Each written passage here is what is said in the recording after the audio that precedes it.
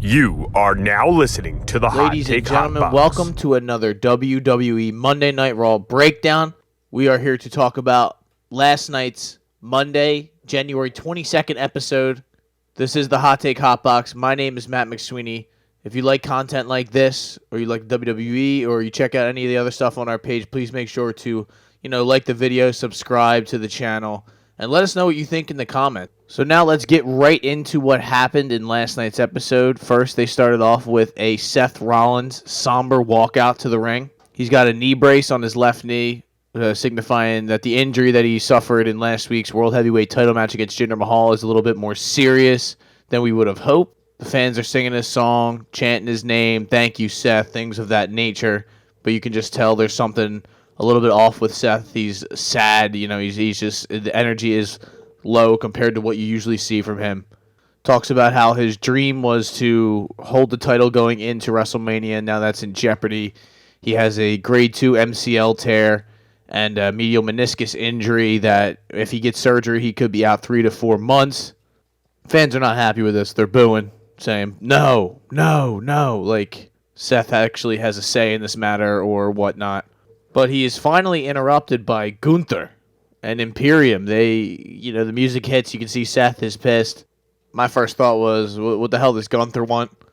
But essentially the gist of this whole interaction and promo was it was actually really respectful. Gunther gave him respect as a champion, but he wanted to let him know that when he wins the Rumble on Saturday that he's going to challenge him at WrestleMania, and he's not going to be nice about it. He's going to target his knee. He's going to target his back. He's going to be the ring general. So I kind of like this. I just like how they've really set up these different mini feuds / interactions, just things you're going to think about going into the Rumble and things to get you excited about the Rumble. We'll talk about other stuff that they do later on in the show. The excitement is just kind of at a fever pitch right now. I am very, very much excited for Saturday night and that Royal Rumble because I have no idea who's going to win or what's going to happen. There's a lot of different ways they can go with this. But they did end this interaction with a handshake, a good gentleman's handshake, that they're going to take each other out when the time comes. So something to look forward to, something to be excited about. As Gunther's leaving the ring with Imperium standing there, stoically just watching this whole interaction happen, the New Day, Xavier Woods, Kofi Kingston jump from over the barrier and start whooping that ass. And that kind of starts their match, which is, a tag team match. They've kind of been running this little mini feud for a couple of weeks. These guys are injuring each other, some serious, some not, but I honestly have been very intrigued by this. This feud's been violent, real injuries, fake injuries, and it seems like there's like legitimate bad blood, even though I know it's all kayfabe, but it's like has you believing that these guys actually have real beef. So the matches have kind of played out well and have felt real. This match actually ended in a double countout, spilled out into the stands.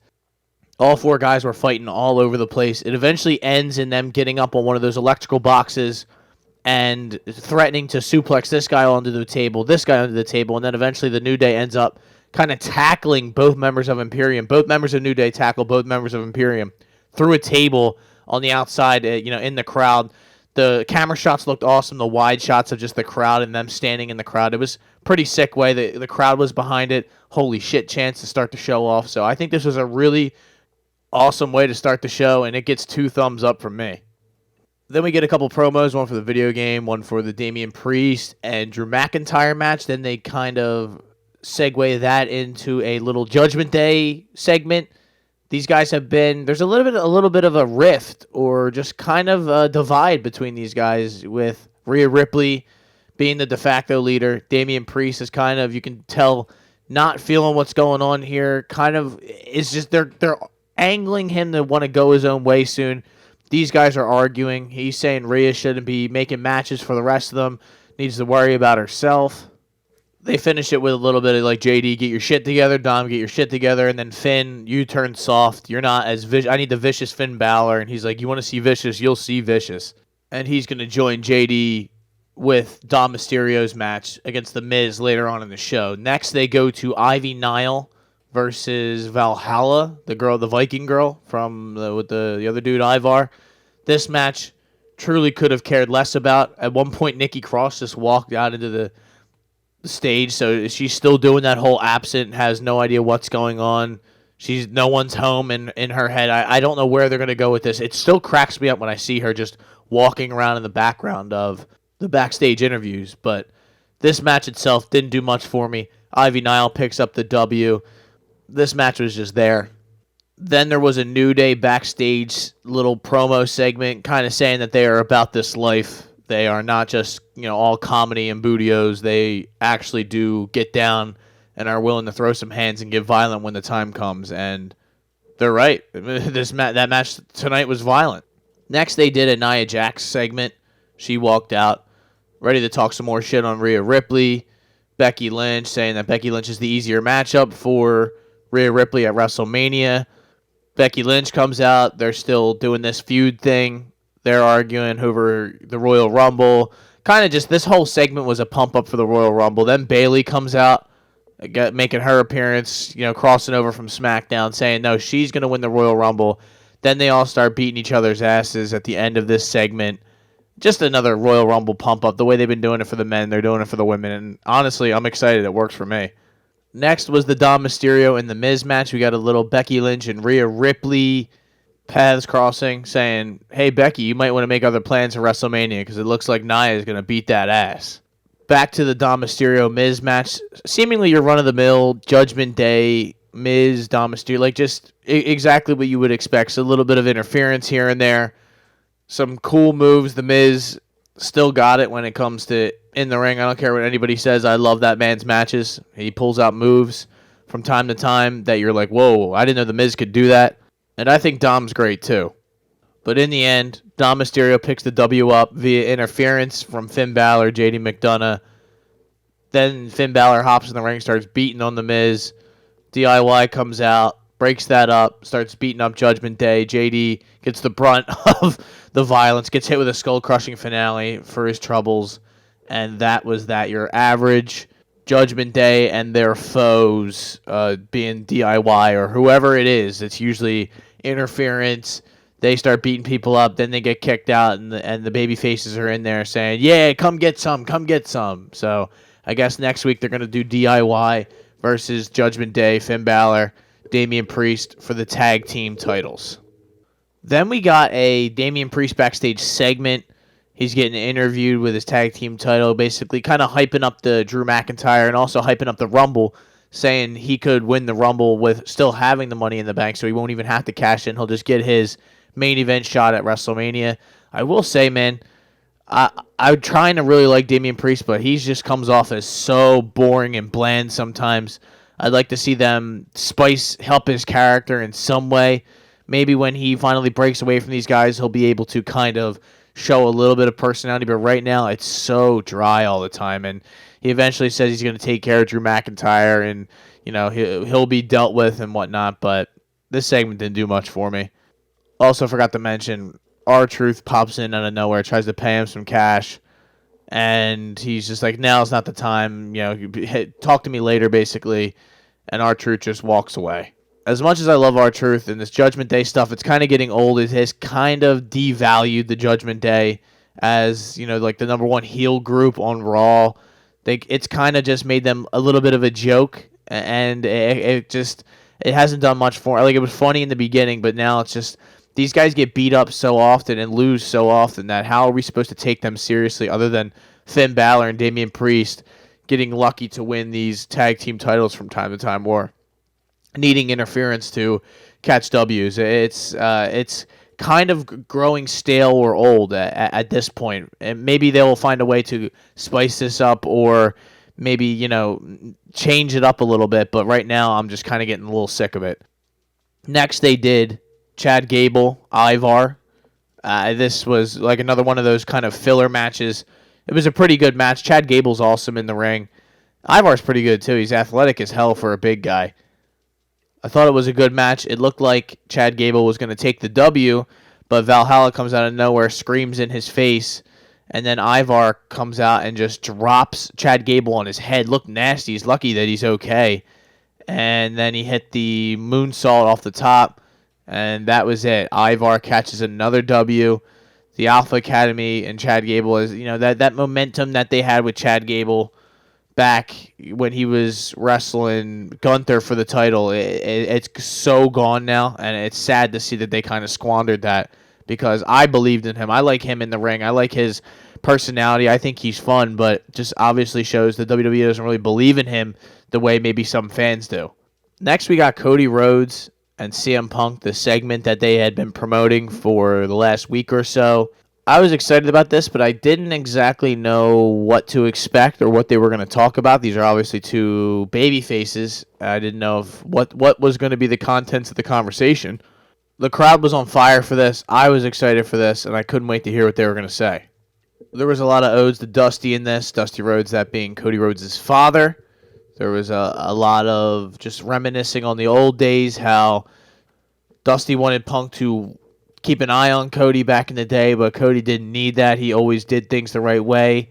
He always had the burden of being the American Dream's son. Then they start talking about the Rumble, how, they're friends now, but will they be friends on Sunday morning after the Rumble? They're going to go after each other. That's what CM Punk says. I'm not going to look out for you. I'm going to look for you, and I'm going to throw you out, basically. So this is kind of a whole elaborate setup for the Royal Rumble, but also kind of teasing like a future feud because it ends in a really intense stare-off and barbs being traded back and forth. If you have not seen this, I'm not going to go through here and talk about the entire conversation and just basically repeat word for word what they said, but I mean, people have posted it on Twitter. I'm sure you can find it on YouTube. I would watch this segment. If you've seen a couple of my other reviews, I'll give you the one segment that you should probably go back and watch.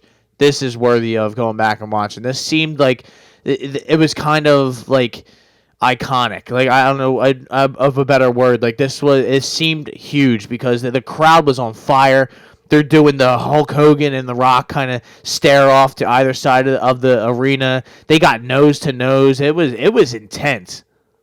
Punk saying he's the son of a plumber and he's more of the American dream than Cody could ever be. And Cody talking about the pipe bomb and how he said he was going to, revolutionize this, or, how he left and dropped the torch. He didn't pass it to anyone. And Cody picked that torch up and ran all the way with it. And he's more CM Punk than CM Punk can be. It was just awesome. I'm a huge CM Punk fan. I know a lot of you people out there are. I'm obviously a huge Cody Rhodes fan. I don't know how you can't be a huge Cody Rhodes fan. So this is just awesome. Anything Cody Rhodes does, I love. Anything CM Punk does, I love as well. So I couldn't have asked for more from this. Another thing I loved about this, forgot to mention earlier, was CM Punk saying the whole thing about how you're that close, you think you're about to cross the finish line, you're going to be the main event and all this. And then a bigger star comes along, a box office guy, comes to just steal your thunder and just take away what you've been working so hard for the last couple years.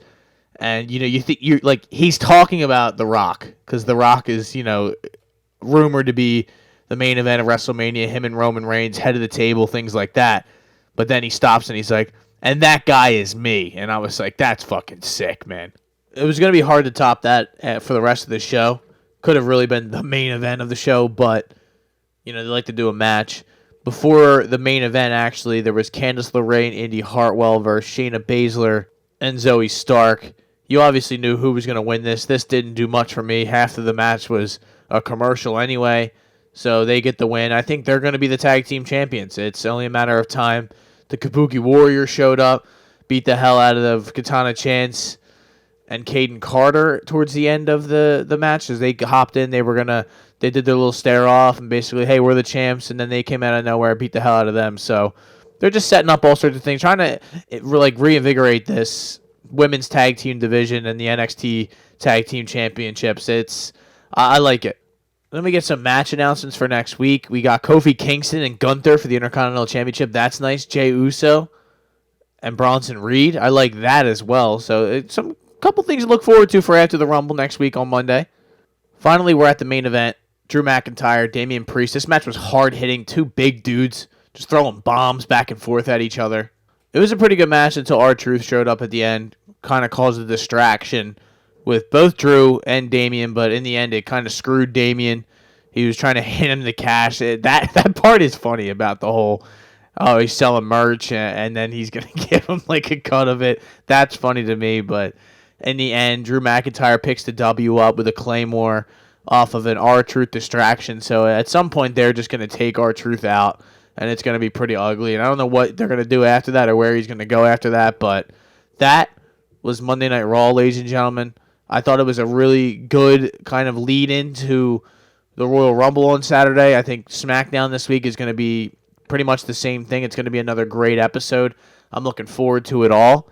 Until then, we will have a Royal Rumble preview. I know we promised it a couple times, but we now have a date set. It'll probably be released on Thursday afternoon. I can't wait. I am so excited. We got a lot to talk about, a lot to discuss, a lot to speculate about. So it'll be a good episode, and I can't wait. Like I said, if you enjoy content like this, if you enjoy the WWE, if you enjoy MMA, if you enjoy UFC, if you enjoy Philly sports, if you enjoy sports in general, follow this account. Follow us on Twitter, subscribe to us on here on YouTube, and shout us out. Give us a comment, show us some love, let us know that you appreciate what we're doing, and we appreciate you for watching. So until then, this is the Hot Take Hot Box. My name is Matt You McSweeney. are now listening to the Hot Take Hot Box.